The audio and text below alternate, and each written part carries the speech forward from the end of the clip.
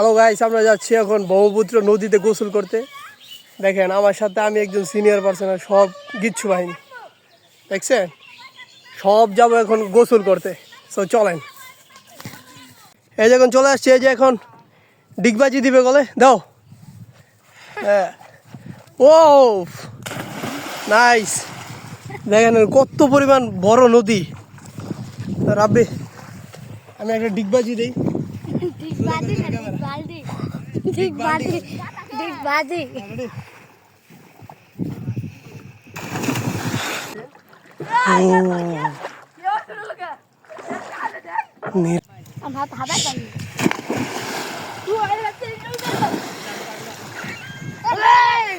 ওতেই তো নিয়ে যায় গাই।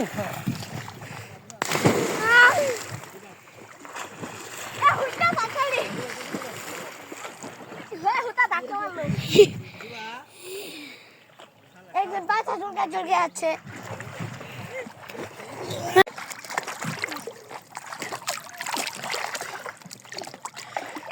ছোট্টবেলা সেই ঘুড়ি উড়ানো, আম কুড়ানো আর পাতা পুরানো, ছোট্টবেলার সেই বন্ধুরা কই, এই তো আমি আর এই আমি নই। আজ অনেক বছর পরে খুঁজে ফিরি, কোথায় আহারে আহারে আহারে শৈশব, কোথায় হারিয়ে হারিয়ে হারিয়ে ওই সব।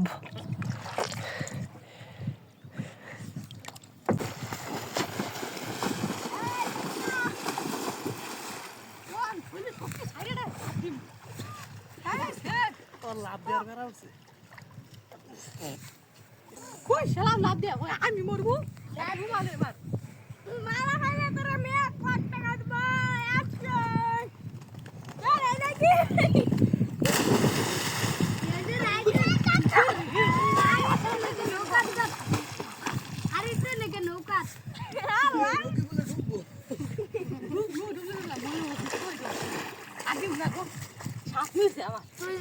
আমি ওই দাম তুই না আমার কি বলি বুঝো পরমান ভাল দেওয়ার না আপনি ভাল দিবেন।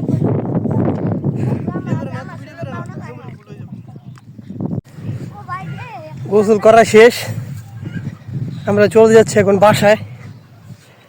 হ্যাঁ, ওই যে পোলাপান আসতেছে, ঠিক আছে। সো চলেন আমরা এখন বাসায় যাব।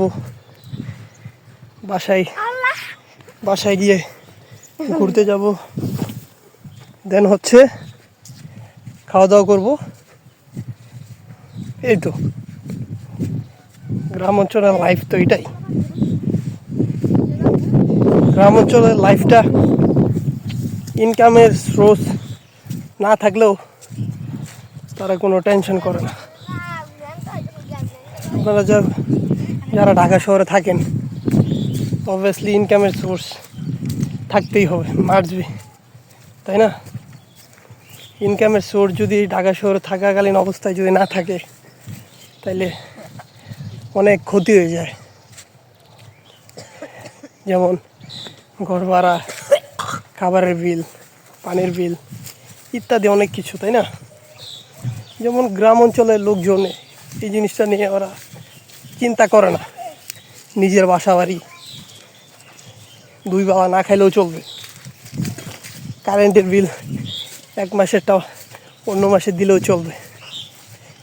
তো এই পর্যন্তই, ভালো থাকবেন, সুস্থ থাকবেন সবাই, বাই বাই। সো বন্ধুরা, আপনাদের যদি গ্রাম অঞ্চলে বা বাড়ির আশেপাশে বড় কোনো পুকুর বা নলকূপ থাকে, কেউ গোসল করবেন না দয়া করে, তাতে প্রাণের ঝুঁকি থাকে। সবাই সুস্থ থাকেন, ভালো থাকেন, আর চ্যানেলটা সাবস্ক্রাইব করে দিয়েন। আল্লাহ হাফেজ।